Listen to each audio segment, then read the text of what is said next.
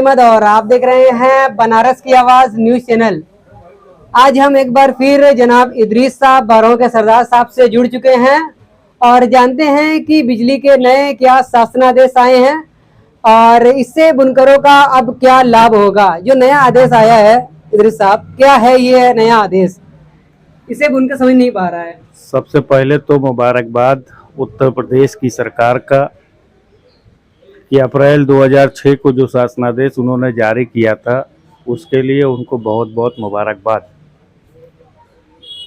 आदेश की जो कापियाँ आई है और जो कुछ भी है वो अप्रैल 2023 में जो शासनादेश आया है उस पर बिजली विभाग के लोग मानने को तैयार नहीं थे। हम लोगों ने काफ़ी प्रयास किया, सरकार से अपनी गुहार लगाई और सरकार में ऊर्जा मंत्री, कपड़ा मंत्री के साथ साथ मुख्यमंत्री, उनके सचिव वगैरह से जब वार्ता लगातार होती रही, अंत में बिजली विभाग के प्रबंध निदेशक पंकज कुमार का कल एक दिशा निर्देश पावर कारपोरेशन का जो है प्रबंध निदेशक हैं पंकज कुमार जी, उन्होंने अपने विभाग के सभी डिवीजन में, उत्तर प्रदेश के सभी डिवीजन और एमडी वगैरह को एक लेटर जारी किया है जिस पे साफ साफ लिखा हुआ है कि अप्रैल 2023 का जो शासनादेश है पावर लूम के हिसाब से पैसा लेने का, वो बिजली विभाग पावर लूम के हिसाब से पैसा ले।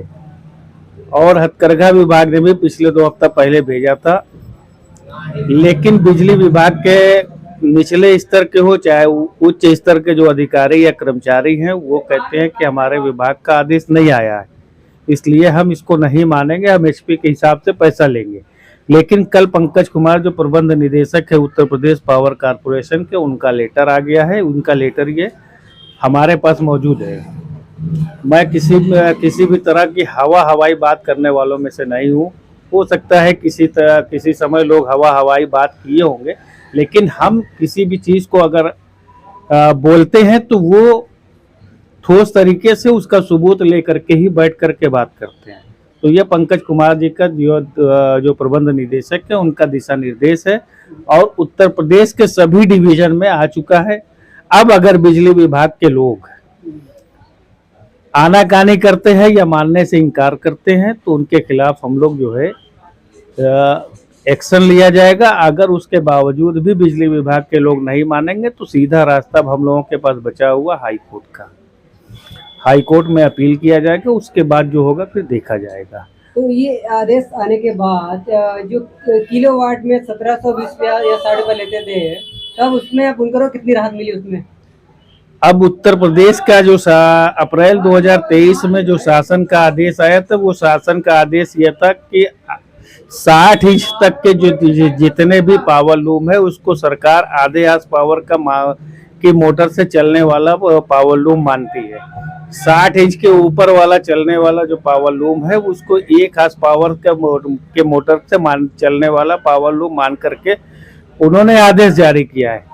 तो 60 इंच के नीचे वाले जितने भी बुनकर समाज के लोगों के वहाँ 60 इंच के नीचे जितने भी पावर लूम है उनका आधा हार्स पावर के हिसाब से चलता है, यानी आधा किलोवाट के मोटर से वो चलाते हैं। उनको 400 रुपये पर लूम के हिसाब से पैसा जमा करना है, जो शासन का आदेश आया है। आदेशानुसार बिजली विभाग के जो प्रबंध निदेशक है पंकज कुमार जी ने जो आदेश जारी किया है वो 400 रुपया आधा हार्स पावर और 800 रुपया एक हार्स पावर के मोटर चलाने वालों को 800 रुपये के हिसाब से पैसा जमा करना है। अगर इसको सरकार बिजली विभाग के लोग अब नहीं मानेंगे तो हम लोगों के पास दूसरा विकल्प बचता है, या तो आंदोलन करें और या फिर जो है हम लोग उनके खिलाफ हाई कोर्ट में एक्शन लें। तो ऐसे में जो बुनकर हैं उनको और कई समस्याएं हैं। इस समय बुनकर बहुत बदहाल है। इस बुनकर की बदहाली का जिम्मेदार कौन है, क्या लगता है? देखिए, बुनकर की बदहाली का जो जिम्मेदार है उसमें 2 तरह के लोग जिम्मेदार हैं। हम सबसे बड़ा जिम्मेदार अपने आप को मानते हैं, जो मजदूर तबके के लोग हैं, जो बुनकर मजदूरी करने वाले लोग हैं, वो खुद अपनी जिम्मेदारी को वो निभाना नहीं चाहते। वो हमेशा वो लोग जो है दूसरे के ऊपर निर्भर रहे हैं, चाहे वो तंजीमी सतह पर रहे हो। इन लोगों ने, बुनकर समाज के जो लोग हैं, वो कभी भी अपने हक की लड़ाई इन लोगों ने लड़ना पसंद नहीं किया है। अगर जब तक ये लोग अपने हक की लड़ाई नहीं लड़ेंगे, इसी तरह से वो परेशान होते रहेंगे और उनका कोई पुरसहाल नहीं होगा। तो ये बुनकर के पलायन की क्या वजह है? बनारस से 40% देखा जाए तो पलायन कर चुके हैं दूसरे शहरों में। उत्तर प्रदेश की बनारस के जो बुनकर समाज के लोग पलायन करके दूसरे राज्यों में जो गए हैं, उसकी एक वजह, सबसे बड़ी वजह ये है कि पिछले 20 साल से पावर लूम चलाने वाले हों या हथकरघा चलाने वाले जो है मजदूर हैं या बानी बिनने वाले जो मजदूर हैं, उनकी मजदूरी का रेट महंगाई के हिसाब से नहीं बढ़ा है। अगर उनका कैलकुलेट करके देखा जाए 20 साल पहले जो मजदूरी थी और आज के महंगाई के हिसाब से उनका कैलकुलेट किया जाए, तो शायद हो सकता है कि 20 साल पहले वाली मजदूरी बेहतर थी, आज की मजदूरी उससे कम है। तो क्या लगता है मजदूर वर्ग के पास संगठन नहीं, इसलिए नहीं बढ़ पाई 20 वर्षों तक? ये कैसे काम चल रहा है मतलब लोगों का? और देखिए, मजदूर खास तौर से बुनकर समाज ने अपना कोई लीडर नहीं चुना है।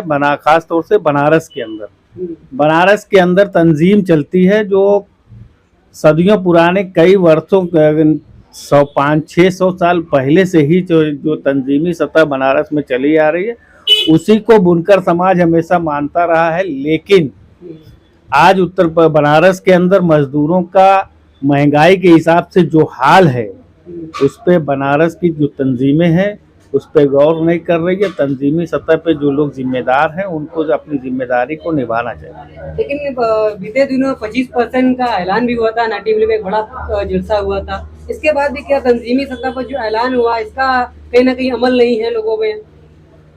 उसकी एक वजह यह है कि बनारस के अंदर तंजीम दो तरह की है। दो तरह की तंजीम? आज बनारस में जो है लोग दो तरह की तंजीम इसलिए भी मैंने कहा है कि जो तंजीम है 22 हो, 52 हो, या जो है 34 हो, या जो है 14 हो, 5 हो, 12 हो, जो भी हो, ये दो धड़ों में बटा हुआ है। एक धड़ा जो है 22 को मानता है, 22 के अंडर में 34, 52 और 12 आता है।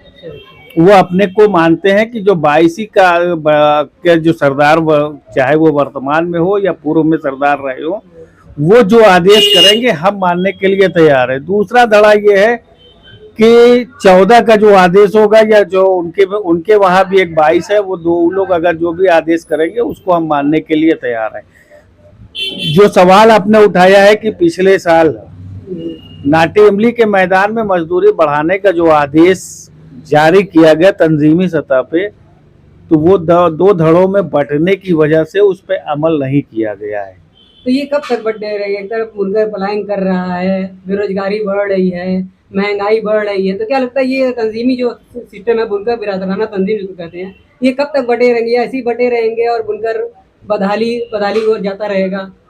जब तक बनारस ही नहीं, पूरे पूर्वांचल के बुनकर, चाहे वो चंदौली के हो, बनारस के हो, भदोही के हो, जब तक वो लोग मजदूरी करने वाला बुनकर अपना कोई लीडर नहीं चुनेगा, उनका हाल यही रहेगा। उनका पुरतहाल कोई नहीं होगा। न कल कोई उनको मानता था, न आज मानता है। हमेशा उनका इस्तेमाल किया गया है और आगे अगर अपना लीडर ये लोग नहीं चुनेंगे तो आगे भी इसी तरह से उनका इस्तेमाल किया जाएगा, उनका शोषण किया जाएगा। तो मेन बुनकर जिम्मेदार जो हैं, तो वही लोग बनाए ना, बुनकर बिरादराना तंजीम जो बनी है, तो बुनकर के नाम से बनी है, तो अब कौन लीडर वो चुनेंगे अलग से? तो तंजीम बनी हुई है तो उस पर काम होना चाहिए ना। तंजीम के जो जिम्मेदार लोग हैं, चंद लोग ऐसे हैं जो अपने बुनकर समाज के लोगों को लेकर के चलते हैं। ज्यादातर लोग जो पूंजीपति लोग हैं, उनको लेकर के चलने की कोशिश करते हैं। जो वो कहते हैं वही मानते हैं। पहले जो तंजीमी सतह पे जो काम होते थे, पहले ये जो सन 1972 से पहले